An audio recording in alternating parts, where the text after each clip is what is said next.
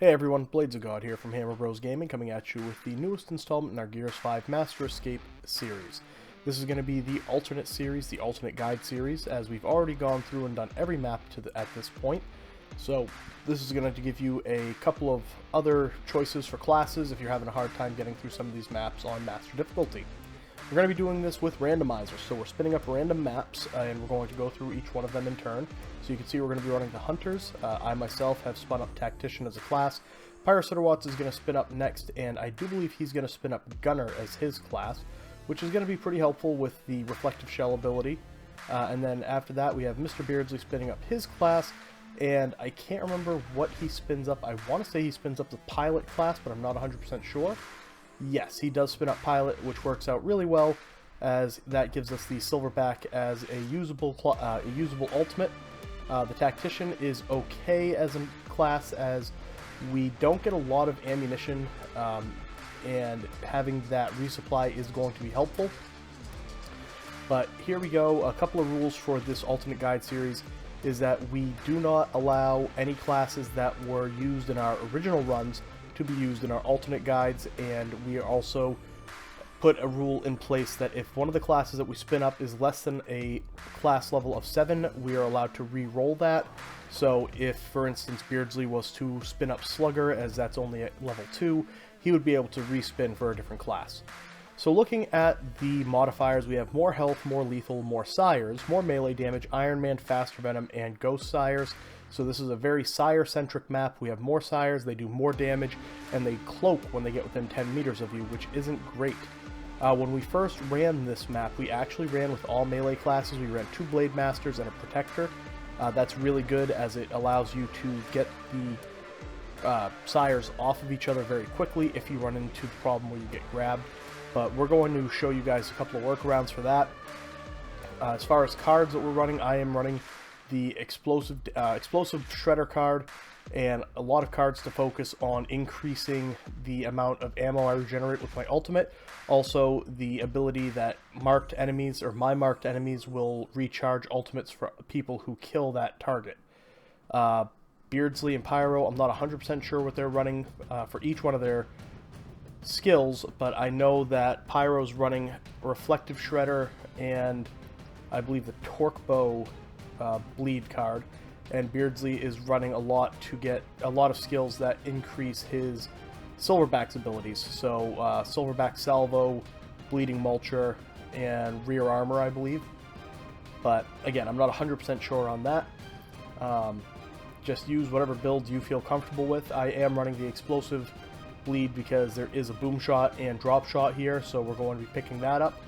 You can see we came down to the left for this specific reason. I'm going to pick up a Boomshot. That's going to help us clear out a lot of enemies, a lot of Sires if we get them grouped up. That bleed damage works really well. Even if you don't kill the Sire, the bleed damage is usually enough to get them to drop a ally if they've grabbed somebody. So, once we kind of clean up this first round of enemies, there are several rejects and Sires right at the beginning here.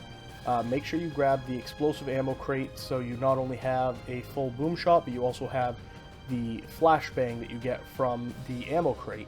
And then we're going to proceed over to the right.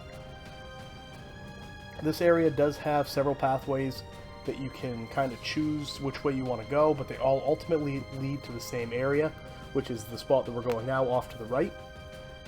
Something to keep in mind is that the Venom is going to become a bit of a problem later in the map, so you want to keep a pretty good pace. You can see here that we're kind of struggling getting our executions on the rejects. You really want to make sure that you are pulling those power cores as quickly as you can just to get by the enemies. You want to put some distance between you and the Venom. As you can see, we're already getting into the early Venom, and that's not great. But what we're going to do is we're going to head up here to the right. We're going to go through this door, and ideally we would have both the Grenadiers kind of closer together where the explosion would have hit both of them. But it's alright. I took out one with the Boomshot, and then Pyro got in close and took out another one using his triple melee execution. And then I turned around because I knew we had Sires coming up behind us. And then you want to hit up this ammo room just to get some more weapons and ammo for your allies. Speaking of the triple melee execution, it doesn't work on Sires, unfortunately, but it does work on drone enemies, or actually I don't believe it works on DBs. Not DBs, rejects. It does work on DBs. So what you want to do, push B, B, right there, you just saw it in action. Push B to melee, B a second time to melee, and then press and hold B a third time. The second melee strike is going to stun your opponent, and when you press and hold B, you'll execute your opponent. It's very, very useful for taking enemies off the map quickly, especially on Master difficulty. So you see I came in here and there was a frag grenade. I picked that up because, again, running the Tactician, I have that explosive bleed damage. I also picked up a shotgun from one of those Grenadiers because I needed something to do a little bit of up-close work and help out with saving allies. And the Boomshot ammo is rather sparse, so I don't want to be using that every time one of our allies gets grabbed. Something else you can do, you don't have to use weapons. The melee works very well if there's two of you meleeing a Sire that has grabbed one of your teammates. You're going to be able to free him relatively quickly, but keep in mind that those Sires have the increased melee damage, so they're going to do a lot of damage during their lunge attack, and they can take out multiple teammates at once, or down multiple teammates at once, I should say. So again, we're looking at this Venom here, and we're already getting into the deadly Venom, so we really do have to pick up the pace. We're going a little bit too slow. Normally we like to have a little bit more time to deal with this room because there was a lot of enemies to deal with in this foundry room. And what we like to do with this class setup is basically get over to the right hand side as quickly as we can. Beardsley is going to use his silverback here because it does clean up a lot of the enemies very quickly. We can kind of follow Beardsley and let him be almost like a mobile cover platform for us. And here you go, you see all of these enemies on the right, and that's, I'm sure you just saw those enemies freeze up. That's something else that Beardsley's running for a skill, is the Icy Finish card, so he is going to be freezing enemies when they get down below, I think it's 30% health. So that's also very, very useful for cleaning up these enemies very quickly. And basically we're just going to let him do as much damage as he can. We're going to conserve the ammo that we have, and as you can see, we are already at the safe room. Now, if we hadn't had Beardsley's silverback, what we would have done is gone to the right in that bottom of that room, dropped down a little bit into that, I don't know what you want to call it, that channel, that canal, and followed it to the end, as there is a ladder that will bring you up to this upper level, and you can bypass a lot of the enemies. Things get a little hairy here. What we wanted to do was have me use my resupply ability before we went into the safe room, because right after the safe room there's actually a very, very difficult fight with a lot of drone type enemies and a Mulcher Scion, so we wanted to make sure that we were able to have the maximum amount of ammunition for that fight. This is me just scouting to see if I can find any additional weapons, which I can't, as I don't have anything in my shotgun right now. And you see Beardsley's over there picking up a few hammer bursts. So we're going to gather up here right by the steps right before the safe room, and I'm going to drop my ultimate right, well, here we go. There it is. And we're just going to load up on as much as we can. It's not going to do a whole lot, but it gives me a couple of shots from my boom shot. I might get all three, and a few shots for the Nasher, which is fantastic. So it's a lot better than we were. We're in a lot better situation than we were beforehand. And here we go. We're just going to skip ahead. We are going to skip the safe room. There's a couple of ammo boxes in here, but nothing really that's interesting, so no need to watch us standing around. This is a great place that the gunner can use his reflective shell. You saw that Pyro just sprinted right ahead and he took out almost all of those enemies by himself. That reflective bleed does a ton of damage. So we're going to move up, and this is going to be a great chance for me to use a vault kick or a vault execution, but unfortunately I was on stairs, so it didn't work out. And as you come around this corner, you're going to have two Sires come down this hallway. Not a whole lot to talk about in this room. Again, the big, I don't know what you want to call it, the big catch, the big issue, I guess, with the room is that fight right coming out of the safe room. So once you're past that, you've got a little bit of time to breathe, and the fact that Pyro was able to clean up those enemies so quickly gives us a pretty good amount of breathing room to stay ahead of the Venom. And since none of us really benefit from being in the Venom, since we're not running Blade Master or anything, it's not, there's no need to stay in the Venom. So we're going to come up here. There's an ammo room, there's some explosive ammo and some stim, and most importantly for me, there's a drop shot.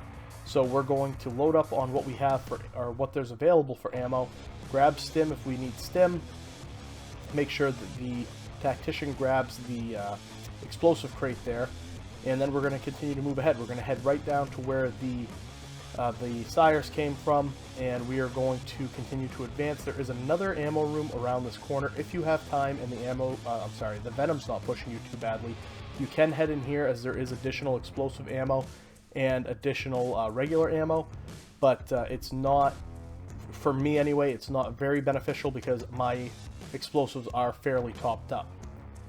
So we're going to head up this little hill here. This next room can be a real challenge because there is a lot of enemies, and there's a lot of different shooting alleys and shooting angles that they're going to try to capitalize on to get angles on you.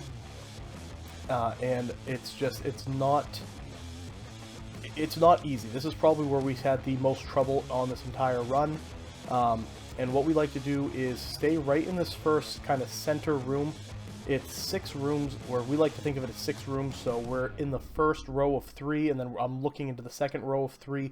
They all connect together, but like I said, we like to stay right here in the center room, and it does leave us open to fire from a lot of different angles, but the nice thing is it also lets us know where the enemies are and if they're moving around, so we don't lose track of where the enemies are. Once we feel like we've cleaned up enough of them that we feel confident in moving forward, we come to the left side. We feel like the left side is just a little bit safer. I don't know why that drop shot didn't do more damage to that Sire. It was a direct hit, but whatever. Gears is going to gears, and we all know how inconsistent the damage can be in this game. And once we decide to move up here, we're just going to stick to this left wall. There are a couple more Grenadiers or Elite Grenadiers here, so good chance to pick up an overkill if you want to run overkill. But there's still a lot of enemies off to the right, so don't get too overly confident and just rush ahead, as you will get wiped out. You can see there, we just almost got wiped out by just a regular old Grenadier who decided that he was going to be stubborn and melee and shoot at us. And as always in this map, you get the Sires that are constantly coming after you, constantly hassling you, so be aware of that. Keep an eye behind you, as they will sneak up behind you as well, but take it slow. You've got a little bit, you should be in pretty good shape if you're following this guide and trying to follow this pace. A little bit quicker is never a bad thing, as you know, the very end of this map can be extremely challenging with the Warden, and that's something else. Try to save some explosives for the Warden at the end.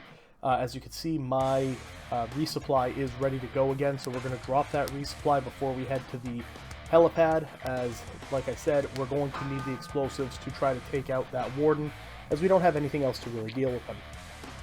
So the helipad is just to the left of us. We're going to go into this next room, hang a left, and then there's sort of a bridge or a long hallway. Beardsley also has his silverback ready to go again.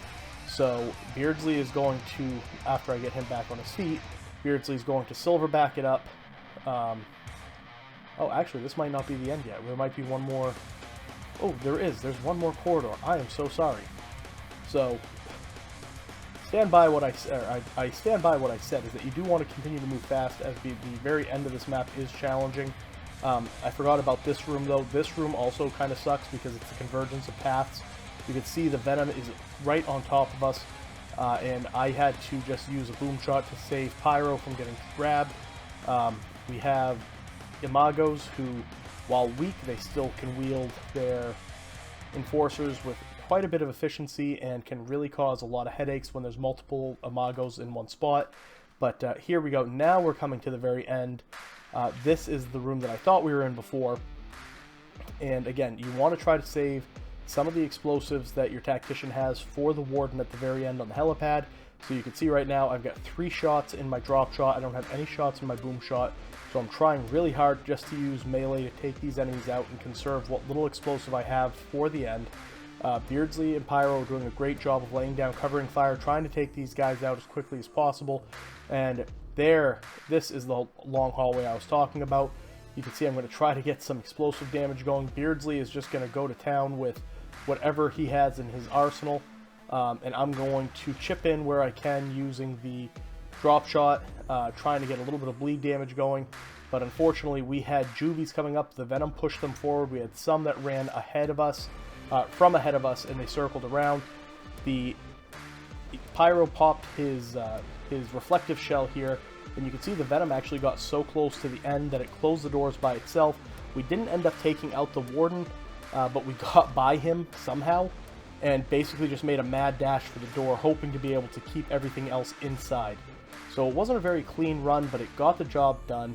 It's another alternate guide for getting through the hunters, or I should say it's an alternate guide for getting through the hunters on master difficulty. I hope it helps. You guys take care of yourselves, and until next time, bye-bye.